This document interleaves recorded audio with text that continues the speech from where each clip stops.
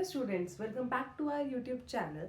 आज हम बात करेंगे इग्नू के एक यूनिट की जो है personal selling and sales management. इस यूनिट ब्लॉक को 4 यूनिट्स में डिवाइडेड किया हुआ है और इसके बाकी ब्लॉक्स भी हैं जो हम आगे पढ़ेंगे। तो चलो शुरू करते हैं।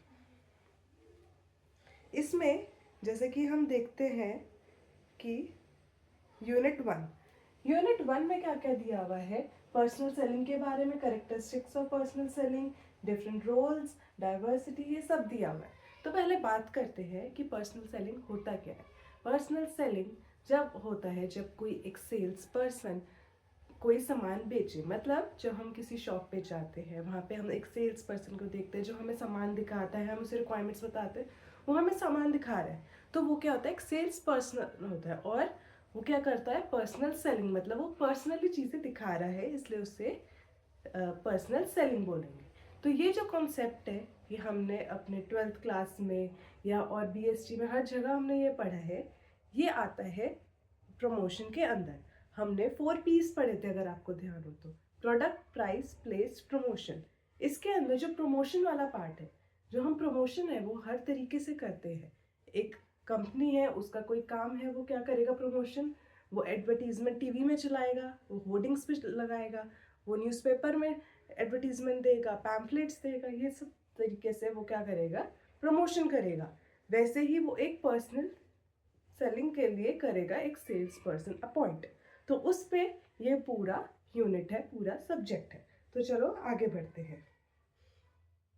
इसमें 1.2 में यही बताया हुआ है कि पर्सनल सेलिंग क्या है। The oral presentation in the conversation with one or more prospective purchasers for purpose of making sale। तो इसमें ये होता है पर्सनल सेल। तो जब कोई प्रोडक्ट है, कोई कंपनी है, उसे एक प्रोडक्ट बेचना है, तो वो क्या करेगी, एक सेल्स पर्सन को अपॉइंट करेगी और फिर उसे समझाएगी अपना काम कि हमारा ये काम है, हमारा ये प्रोडक्ट है, तो उस हिसाब से सेल्स पर्सन अपना प्रोडक्ट बेचेगा।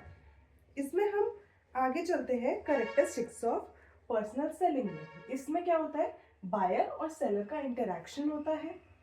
आगे डायरेक्ट कम्युनिकेशन होता है, हम डायरेक्टली कम्युनिकेट कर पाते हैं। अगर हम टीवी, न्यूज़पेपर, होर्डिंग्स, रेडियो, इन सब पे कोई एडवर्टीजमेंट देते हैं ना, तो उससे इतना जल्दी से इम्पैक्ट नहीं पड़ता है हमारी सेल पे। पर अगर हम एक पर्सनल सेलिंग करते हैं तो एक डायरेक्ट कम्युनिकेशन होती है हमारी कस्टमर से और वो खरीदता है। नेक्स्ट है पुश स्ट्रैटेजी। जो सेल्स पर्सन है वो अपना प्रोडक्ट और इंफॉर्मेशन जो है वो कस्टमर की तरफ पुश करता है, मतलब उन्हें बताता है कि ये हमारा सामान है, उसे अच्छी से एक्सप्लेन करता है, कोई तुम्हें डाउट है वो तुम्हारा क्लियर करता है। नेक्स्ट है कस्टमाइजेशन और पर्सनलाइजेशन। इसमें आता है जब हम पर्सनल सेलिंग करते हैं तो हम आराम से कस्टमाइजेशन कर सकते हैं प्रोडक्ट की और पर्सनलाइजेशन भी कर सकते हैं जैसा कि कस्टमर को चाहिए। और इसमें अगर कोई बच्चा सामान खरीदना है, जैसे कोई स्टेशनरी का सामान है, कोई पोस्टर है, कोई टॉय है, कोई टॉफ़ी है, तो उसको हम अलग तरीके से एक्सप्लेन करेंगे एक छोटे बच्चे को, और कोई अगर बड़ा इंसान आया तो उसको एक्सप्लेन कैसे करेंगे। उसमें कस्टमाइजेशन और पर्सनलाइजेशन आ जाती है। नेक्स्ट है ह्यूमन एलिमेंट। ह्यूमन एलिमेंट है क्योंकि हम पर्सनली एक कनेक्शन बना रहे हैं कंपनी का उसके कस्टमर्स के साथ, और इसके अंदर नॉन वर्बल चीज़ें भी आ जाती है, जैसे कि जो कस्टमर है उसकी बॉडी लैंग्वेज क्या है, उससे हमें पता चलता है वो खरीदेगा या नहीं खरीदेगा, उसकी टोन क्या है, अपीयरेंस क्या है। ये एक सेल्स पर्सन का भी डिपेंड करता है और कस्टमर का भी। नेक्स्ट है मोर एंगेजिंग। ये बहुत इंगेजिंग होता है। प्रेजेंटेशन और डेमोन्स्ट्रेशन हम सामने करते हैं तो कस्टमर और अच्छे से समझ पाते हैं। अगर वही चीज़ को हम एक ऐसे के फॉर्म में, एक ब्रोशर के फॉर्म में भी लिख के दे दे तो कोई उसे रीड नहीं करना चाहता। क्विक रिस्पॉन्स होता है, इसका मतलब है कि हमें क्विकली पता चल जाता है या तो कस्टमर खरीदेगा या नहीं खरीदेगा। नेक्स्ट है कस्टमर फीडबैक। क्योंकि ये 2 वे कम्युनिकेशन है तो हमें कस्टमर का फीडबैक मिलता रहता है। नेक्स्ट है कल्टिवेटिंग रिलेशनशिप्स। हम रिलेशनशिप्स डेवलप करते हैं कस्टमर के साथ। ये क्यों ज़रूरी है, जिससे कि हमारी आगे फिर से सेल हो पाए।